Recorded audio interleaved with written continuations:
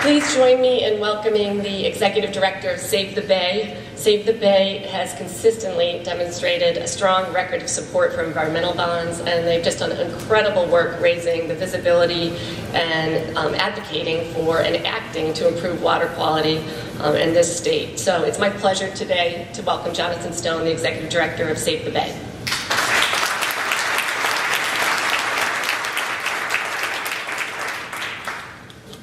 Thank you, Janet, and thank you, Governor, most notably for including in your budget this $48 million Clean Water and Green Economy Bond.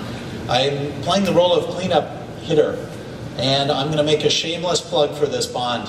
But before I do so, I want to just reflect very briefly on one of the many things that makes Rhode Island so special, and that is our open spaces, our recreational facilities, our state parks, our city parks, our urban waterways, and our spectacular, beautiful coastline and bay.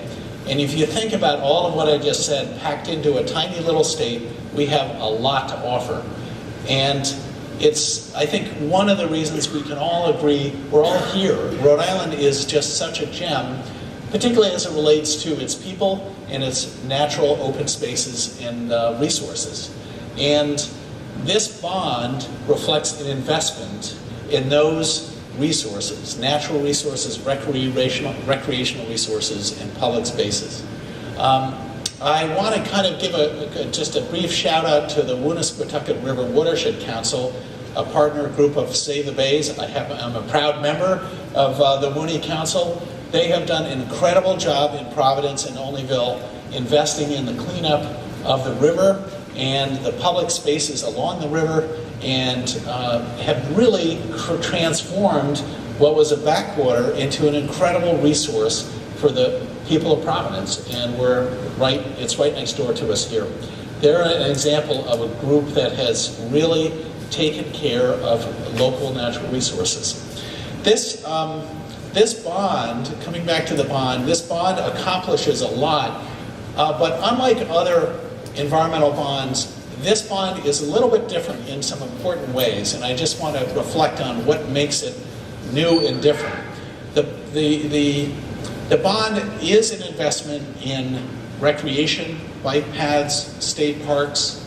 It's also an investment in helping Rhode Island adapt to climate change, and that's crucial. I just want to take you back in time to 2010. We had terrible flooding. Again, weather is not climate change, but weather reflects the underlying changes in our climate. And the 2010 floods had profound impact on Rhode Island from an environmental point of view and an economic point of view. From an environmental point of view, we had dams that broke. We had a wastewater treatment plant in Warwick and Cranston that flooded the bay with raw sewage. This bond provides funding for efforts around the state to make Rhode Island more resilient in the face of climate change. And a couple of quick examples. The bond includes $5 million for repairing high-hazard dams owned by the state to protect not only what's upstream, but what's downstream. Dams fail and they take out roads, and we saw that happen in 2010. Dams fail and they flood wastewater treatment facilities, and that's bad for everybody. Another interesting aspect of this bond is the government has made a real commitment to ensuring resilience of our coastal communities. And for the first time, this bond includes funding to provide grants, matching grants, to coastal communities to improve the resilience of those communities, to protect public infrastructure, and to protect public access to the shore, the bay, and our parks. Another really important part of the bond is that it provides critical funding to the Rhode Island Infrastructure Bank. I had to catch myself, used to be formerly known as the Clean Water Finance Agency. And the governor, of course, knows that agency very well from her tenure as general treasurer. This bond provides funding for the infrastructure bank, as Janet said earlier, to leverage federal funding and private funding to invest in clean water, which is crucial for all of us. So I just want to close by saying that I'm going to be shameless. we want the General Assembly to give the voters a chance to vote on this bond, and we want the voters to approve it. And if past experience is any measure, this will be a very successful bond offering. So I want to thank the governor again. I want to thank all of you. It's a privilege to be here. I'm honored to be here with all of you.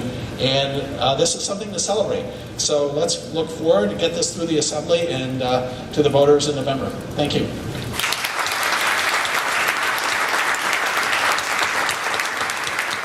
Thank you, Jonathan. I want to close by just saying 3 things before we invite all the Brownfields grant recipients up. First of all, thank you again for being here. This is an incredible group of people. I know so many of you, and I see people representing forestry and the Rhode Island Builders Association, land trusts, environmental engineers, food and agriculture, waste remediation, the conservation community, the business community. So it's really the kind of group that I bet Howie envisioned being together in this space. And so I want to thank you all for being here. A special thank you to the incredible staff at DEM, including Emily Lynch and Gail Mistrati, who really pulled this event together. Thank you.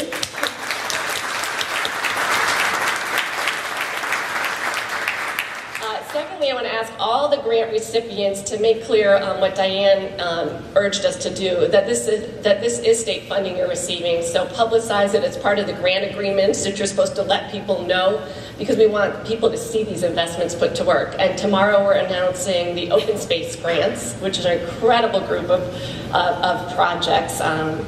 From Woonsocket to Westerly, I mean, amazing group of projects, large and small. And then we have a group right now at DEM busily scoring all of the recreation grants. So these are the last bond funds. We're expending it on a group of wonderful projects. And now we have the next group, the next bond in front of us.